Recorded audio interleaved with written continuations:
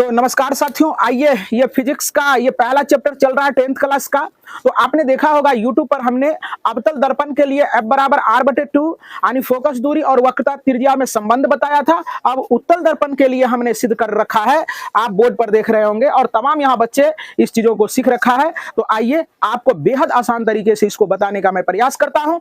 इसका क्वेश्चन का लेवल कैसे होगा, आपका क्वेश्चन ये पूछा कैसे जाएगा, इस चीजों को हम लोग समझ लेते हैं। आपका प्रश्न रहेगा कि उत्तल दर्पण में सिद्ध करें कि F बराबर R/2 या चाहे R बराबर 2F। यहीं से बाय क्रॉस करने के बाद आपका ये भी चीज आ जाता है, यानी यहां नहीं कुछ तो एक रहेगा तो R बराबर इससे गुना करेंगे तो आपका 2F हो जाएगा। तो चलिए आप क्या करेंगे, पहले आप चीजों को समझे कि क्वेश्चन कैसे आएगा। आपको आएगा कि उत्तल दर्पण में सिद्ध करे कि F बराबर R/2 होता है, या उत्तल दर्पण में सिद्ध करे कि या प्रमाणित करे कि R बराबर 2F होता है। ये दो टाइप का आपका क्वेश्चन हो गया। तीसरा टाइप आपको ये कहेगा कि उत्तल दर्पण में फोकस दूरी और वक्रता त्रिज्या में संबंध बतावे, या आपका पूछेगा तीसरा टाइप से क्वेश्चन पूछेगा कि उत्तल दर्पण में सिद्ध करे कि फोकस दूरी वक्रता त्रिज्या की आधी होती है।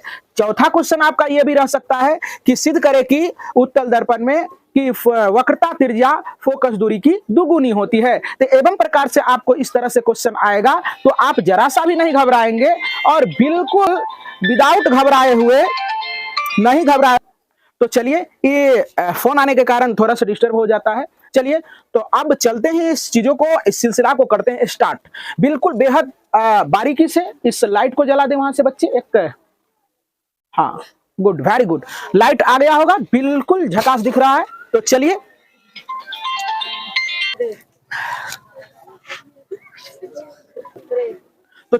आइए, बार बार फोन आने के कारण मैं डिस्टर्ब हो जा रहा था। तो चलिए देखिए, आप क्या करेंगे, एक उत्तल दर्पण बनाएंगे। उत्तल दर्पण होता क्या है, उत्तल दर्पण कहते किसको है, तो चीजों को समझे कि उत्तल दर्पण वैसे दर्पण को कहते हैं, वैसा दर्पण जिसका धसे हुए भाग पर कलई किया गया हो और उभरा हुआ भाग परावर्तक हो, उसे हम लोग उत्तल दर्पण कहते हैं। उभरा हुआ कहने का मतलब जो उठा हुआ भाग रहता है उसे हम लोग उभरा हुआ भाग कहते हैं, और परावर्तक सतह कहने का मतलब है कि जिधर से रिफ्लेक्शन होता है उसे हम लोग क्या कहते हैं, कि उसे हम लोग परावर्तक सतह कहते हैं। तो आप उत्तल दर्पण एक बना लेंगे, ये प्रधान अक्ष खींच लेंगे, यहां से कोई प्रकाश की किरणें आपतित होती है तो ये क्या होता है, परावर्तन के नियम से ये रिफ्लेक्ट हो जाती है। तो हमें ऐसा एहसास होता है कि यहां से काल्पनिक रेखा लग रहा है कि ये फोकस से गया है। तो आप क्या करेंगे, यहां से एक काल्पनिक रेखा आप फोकस से मिला देंगे। इसके बाद आप क्या करेंगे, एक अभिलंब डालेंगे सी से, तो यहां से डॉटेड लाइन जब डालेंगे तो यहां से आप सी से मिला देंगे। तो यहां देख रहे हैं कि झुकाव के कारण ये रिफ्लेक्शन ऐसे हुआ है, ये ऐसे मुड़ा हुआ है, इस कारण से ये प्रकाश के किरणें को थोड़ा सा फैला रखा है। तो चलिए आप देखेंगे कि ये देख रहे हैं कि ये कोण आई, मतलब कि आपतित किरण और अभिलंब के बीच बना कोण को आई कहते हैं, और परावर्तित किरण और अभिलंब के बीच बना कोण को कोण R कहते हैं। आप देख रहे हैं कि इससे सम्मुख कोण ये बन रहा है, इसी माप का कोण, तो ये R है तो ये भी R हो जाएगा। तो आगे की कहानी आपको अलग बताएंगे। अब यहां देखते हैं, आप लिखेंगे कि माना एक उत्तल दर्पण है जिसका ध्रुव P और फोकस F और वक्रता केंद्र C है, और जिसमें कि आपका क्या है कि फोकस दूरी F है और वक्रता त्रिज्या R है। ये तमाम चीजों को यहाँ आप दर्शा देंगे, लिख देंगे, ज्यादा मान लिया तान लिया लिखने की जरूरत नहीं है। अब देख रहे हैं यहाँ देखने का प्रयास करें। यहां से हम लोग क्या करते हैं, परावर्तन का नियम लगाते हैं। तो परावर्तन का नियम ये कहता है कि आपतन कोण परावर्तन कोण के बराबर होता है। तो आपतन कोण परावर्तन कोण के बराबर होता है, तो कोण I बराबर कोण R हमने लिखा, और कोण I को हम लोग लिख सकते हैं ABD, तो हमने वही चीज यहाँ लिखा है। इसके बाद परावर्तन कोण को लिख देंगे DBN लिखेंगे, चाहे NBD लिखेंगे, तो वही चीज हमने यहाँ लिखा है। इसको समीकरण 1 का नाम हमने दिया। इसके बाद देख रहे हैं कि यहां सम्मुख कोण से कि DBN ये एंगल जो है, DBN ये वाली एंगल CBF ये वाली एंगल के बराबर है। ये देख रहे हैं कि इसका सम्मुख कोण ये है, इसका सम्मुख कोण ये है, इसका सम्मुख ये नहीं हो सकता, इसका ये सम्मुख है। चलिए, तो वही चीज हमने यहां दर्शाया है और यहां लिख दिया हमने शीर्षा अभिमुख कोण। अब देखते हैं, जरा सा ध्यान से देखने का प्रयास करें। यदि इस लाइन को यदि इस लाइन को आगे बढ़ा दिया जाए, यदि इस लाइन को आगे बढ़ा दिया जाए और इस लाइन से तुलना किया जाए तो हमें पता चलेगा कि ये दोनों लाइन क्या है, समानांतर रेखा है। और समानांतर रेखा में देख रहे हैं कि ये एक तिर्यक रेखा है। तो हम जानते हैं कि समानांतर रेखा, दो समानांतर रेखा के बीच जब एक तिर्यक रेखा खींची जाती है तो इसका संगत कोण आपस में बराबर होते हैं। तो इस चीजों को समझने का करें प्रयास। तो यहां देखते हैं कि वही चीज हमने लिखा कि ए बी समानांतर है पी सी के या सी पी के, आप कुछ भी लिख सकते हैं। और तिर्यक रेखा आपका ये रेड वाला लाइन हो गया डी बी सी। तो तिर्यक रेखा जब ये हो गया तो आपका क्या हो जाएगा, संगत कोण, सब चीज को आप भूल जाएं और यहां देखने का करें प्रयास। देखिए ये और ये एंगल क्या हो जाएगा, बराबर हो। उसी प्रकार से कोण आई बराबर कोण आई हो जाएगा। तो यहां देखने का प्रयास करें कि आई को ए बी डी, इस आई को हम लोग लिखेंगे ए बी डी और इस आई को लिखेंगे हम लोग क्या, बी सी एफ। तो वही चीज हमने यहां लिखा है। इसके बाद इस दोनों कोण बराबर है, ये तो संगत कोण है, तो हमने यहां कोण आई लिख दिया। अब देख रहे हैं क्या, समीकरण 1 देखो यहां और समीकरण 2 देखो, समीकरण 3 देखो।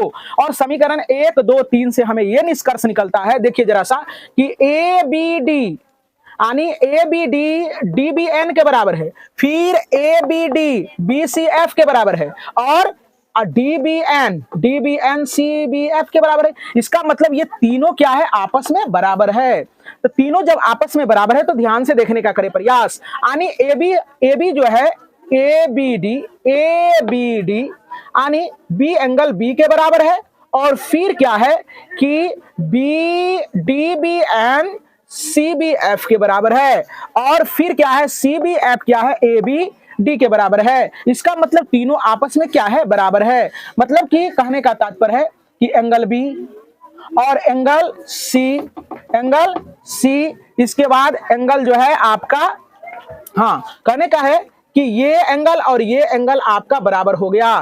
तो जब ये बराबर हो गया तो आप क्या करेंगे कि यहां लिखेंगे, देखिए जरा सा, C B F B C F, देखो जरा सा, सी बी एफ ये एंगल, इसके बाद बी सी एफ यानी बी सी एफ ये एंगल बराबर हो गया।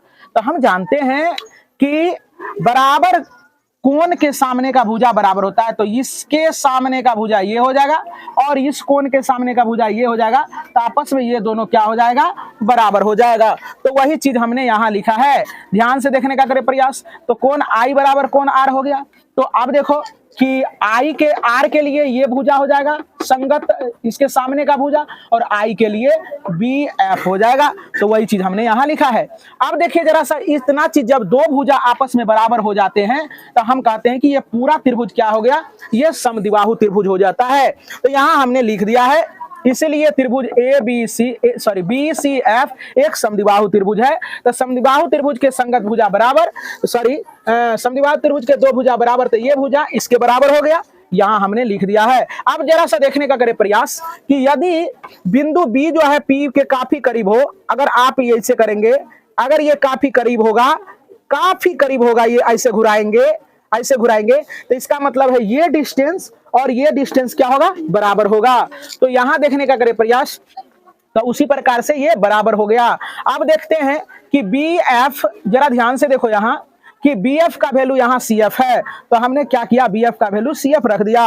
अब जरा सा देखो, तो हमें सिद्ध करना है बराबर आर बटे 2, ये पूरा डिस्टेंस दो खंडों में बटा है, पी एफ और एफ सी में बटा हुआ है। तो हमने पी सी को लिख दिया, पीएफ और सीएफ लिख दिया। तो यहाँ पीसी को हमने छोड़ा, क्यों छोड़ दिया पीसी को, क्योंकि पीसी जो है ना वक्रता त्रिज्या है, इसलिए इसको हमने छोड़ दिया। इसके बाद देख रहे हैं कि यहाँ पीएफ को छोड़ा और सीएफ को बदला, क्यों, क्योंकि सीएफ कोई डिस्टेंस नहीं है और पीएफ क्या है, फोकस दूरी है, इसलिए हमने क्या किया, यहाँ पीएफ को रहने दिया और सीएफ के जगह पर देखो जरा सा, सीएफ के जगह पर सीएफ के जगह पर पीएफ हमने पुट कर दिया।